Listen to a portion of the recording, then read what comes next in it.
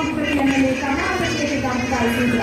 തമിഴ്നാട് അതിർത്തിയായ ബാബുനഗരിയിൽ രാഹുലുണ്ടായിരുന്ന ഒരു സങ്കേതം പോലീസ് കണ്ടെത്തി. പോലീസ് എത്തുന്നതിന് തൊട്ടു മുൻപാണ് രാഹുൽ പ്രഭാതത്തിലേക്ക് കടന്നത്. രക്ഷപ്പെടാൻ ഉപയോഗിച്ച കാർ പോലീസ് കണ്ടെത്തി.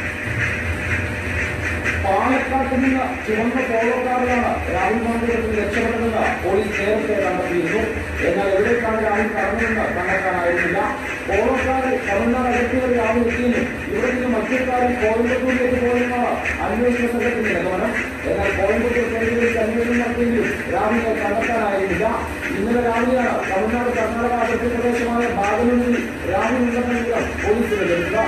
ഉടൻ തന്നെ കോയമ്പത്തൂരിലുണ്ടായിരുന്ന സംഘം ബാഗലൂരിലേക്ക് തിരിച്ചു. ഉച്ചയോടെ സ്ഥലത്തെത്തി. എന്നാൽ പോലീസ് എത്തുമുണ്ട് കാർ ഉപേക്ഷിച്ച് രാഹുൽ രക്ഷപ്പെട്ടു. കർണാടകത്തിലേക്ക് കടന്നതായാണ് സൂചനകൾ. ബാഗലൂരിൽ കണ്ടെത്തിയ കാറിൽ പോലീസ് എത്തുമ്പോൾ ഡ്രൈവർ ഉണ്ടായിരുന്നു. പോലീസിനെ കണ്ടതോടെ ഇയാൾ രക്ഷപ്പെട്ടു. പ്രദേശവാസിയായ ഡ്രൈവറെ കണ്ടെത്താൻ പരിശോധന തുടരുകയാണ്.